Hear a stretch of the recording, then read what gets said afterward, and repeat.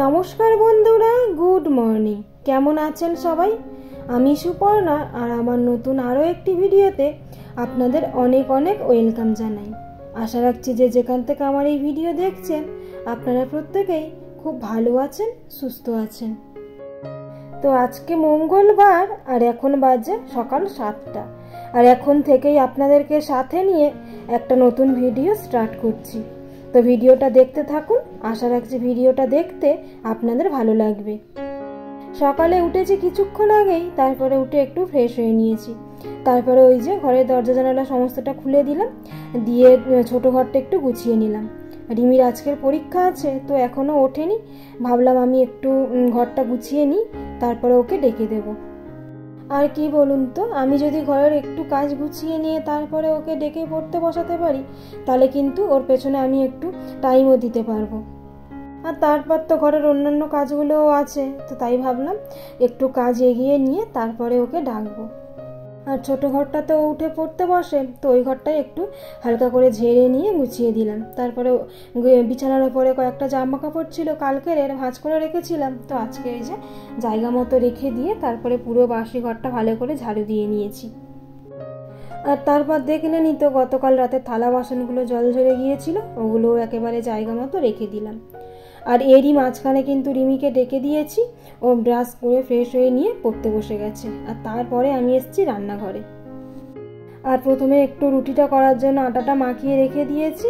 তারপরে এই যে বরবটি আর আলু একটু ভেজে নেব এই রুটির সঙ্গে খাওয়ার জন্য। একটু শুকনো লঙ্কা ফোড়ন দিয়েছি তেলের ওপর, তারপরে বরবটিটা একটু ভেজে নিয়ে তারপরে আলুটা দিয়েছি, কারণ আলুটা তো হতে বেশি টাইম লাগে না, এই বরবটিটা হতেই বেশি টাইম লাগে। তো যাই হোক, ওইদিকে ভাজাটা বসিয়ে দিয়ে তারপরে এই যে এইদিকে আমি একে একে রুটিগুলোও ভেজে নিচ্ছি। আর সকালবেলার দিকটা না রান্নাঘরের কাজটা একটু বেশিই থাকে, তো সেই জন্য যেদিনে করে উঠতে একটু দেরি হয়ে যায় বা কাজে একটু দেরিতে হাত দিই, তো সেই দিনে করে আর অন্যান্য কাজগুলো করি না, তাড়াতাড়ি করে রান্নাঘরের কাজটাই করে নিই। অন্যান্য কাজ মানে ওই ঘর মোছা, তারপরে জামা কাপড়গুলো কাচা, ওইগুলো আর করি না। তো আজকেও তাই জানেন একটু দেরি হয়ে গেছিলো, তাই এই জামা কাপড় কাচা ঘরটার আর মুছলাম না, ভাবলাম রান্নাঘরের কাজটা একটু এগিয়ে নিই, তারপর ওই কাজগুলো করব। আর তাছাড়া আজকের পরীক্ষাও আছে, আমি যদি ওই ছাদে জামা কাপড় কাচতে চলে যাই তো এখনও পড়বেও না, বসে থাকবে। আর এই সময় যদি আমি রান্নাঘরের কাজগুলো করতে থাকি তাহলে আবার ওর দিকটা একটু খেয়ালও করতে পারি, তাই জন্য আর আজকে অন্যান্য কাজগুলো করলাম না, ভাবলাম রান্নাঘরের কাজটাই করে নিই। আর এইদিকে দেখুন, আপনাদের সঙ্গে কথা বলতে বলতে কিন্তু অনেকটা কাজ এগিয়ে নিয়েছি। তো রুটি ভাজা সবটাই হয়ে গেছে, আর ওইদিকে দেখলেন ভাতটাও চাপিয়ে দিয়েছি। তারপরে চাটা করে নিয়ে আমাদের মোটামুটি টিফিনটা করাও হয়ে গেছে। আর আজকে ভাতটা চাপিয়ে দিলাম কেননা আজকে অনেকটা কাঁচা ধোয়ার আছে, জানেন, কাচতে ধুতে অনেকটা দেরি হয়ে যাবে, তারপরে রান্নারও দেরি হয়ে যাবে।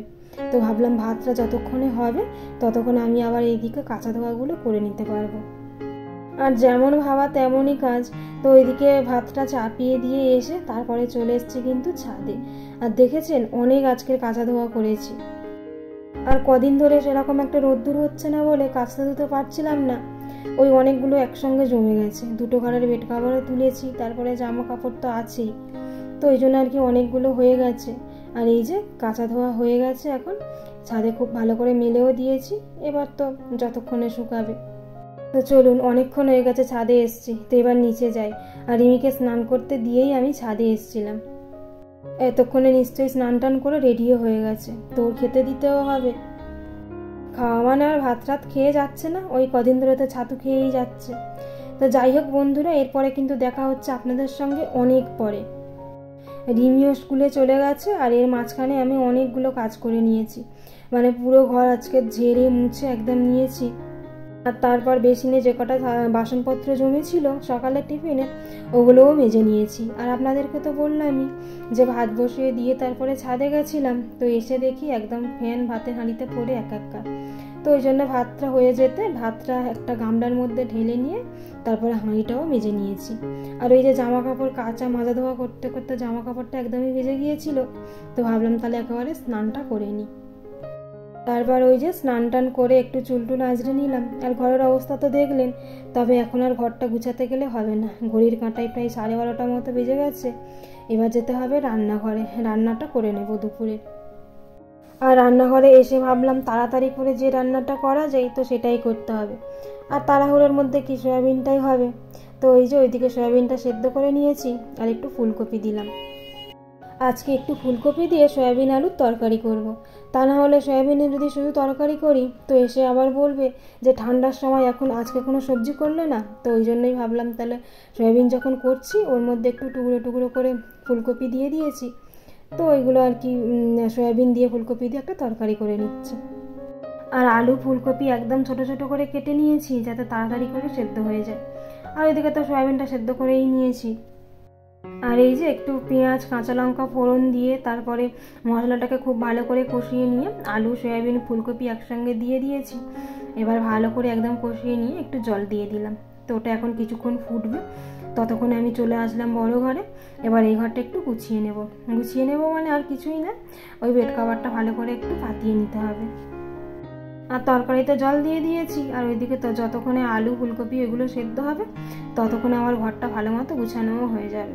তো এই যে একটা কাঁচা ধোয়া বেড কভারও পাতিয়ে নিলাম। তো এত দূর পর্যন্ত আমার যে সমস্ত বন্ধুরা ভিডিওটি দেখলেন, ভিডিওটি কেমন লাগলো কমেন্টের মাধ্যমে জানাবেন। আর যদি ভালো লেগে থাকে তাহলে একটা লাইক করবেন। আর আমার চ্যানেলে যদি নতুন হয়ে থাকেন তাহলে চ্যানেলটিকে সাবস্ক্রাইব করে পাশে থাকতে পারেন। আর এই যে বিছানাটা খুব ভালো করে গুছিয়ে নিয়েছি। তারপরে এই ঘরে যে হালকা ক্লিনিং ডাস্টিংয়ের কাজ আছে ওগুলোকে করে নিচ্ছি। আর এখন এই যে দেখুন পুরো ঘর একদম পরিষ্কার পরিচ্ছন্ন। কিছুক্ষণ আগে ঘরের যে অবস্থা হয়েছিল তো ঘরে ঢুকতেই ইচ্ছা করছিল না। পরিষ্কার পরিচ্ছন্ন ঘর থাকলে বেশ ভালো লাগে বলুন। তো যাই হোক ওই ঘরটা গুছিয়ে নিয়ে আবার চলে আসলাম রান্নাঘরে। আর জল দিয়ে একটু চাপা দিয়ে গিয়েছিলাম যাতে তাড়াতাড়ি আলু ফুলকপি সেদ্ধ হয়ে যায়। তো এসে দেখছি একদম পুরো সেদ্ধ হয়ে গেছে। তো এইভাবে কড়ার মধ্যে করে থাক নিয়ে টেবিলের উপরে রেখে দিলাম। কড়াইটা এখন আর মাজবো না, একেবারে খাওয়া দাওয়ার পরে কড়াইটা মেজে নেব। তারপরে এই যে রান্নাঘরেও যা পরিষ্কার পরিচ্ছন্নের কাজ আছে, ওই অল্প একটা বাসন ছিল ওগুলোকে মেজে নিয়ে ওভেন টোভেন পরিষ্কার করে নিয়ে একদম রান্নাঘরটাও গুছিয়ে নিলাম। তো রান্নাঘরের কাজ শেষ, এবার চলে এসেছি ছোটো ঘরটাতে। তো সকালবেলা তো এই ঘরটা শুধু হালকা একটু গুছিয়ে নিয়েছিলাম দেখলেন। তারপরে ওই বড় ঘরের চাদর টাদরগুলো কাচছিলাম। তো ভাবলাম এই ঘরের বেড কভারটাও একেবারে কেচে দিই, একসঙ্গে হয়ে যাবে। তো তখন তাই জন্য আবার তুলে নিয়েছিলাম। তো এতক্ষণ আর গুছানোর টাইম হয়নি দেখলেন, তো একের পর এক কাজ চলছে। তো এখন এই যে আবার একটা এই ঘরেও কাঁচা দেওয়া চাদর একটা বিছিয়ে দিলাম।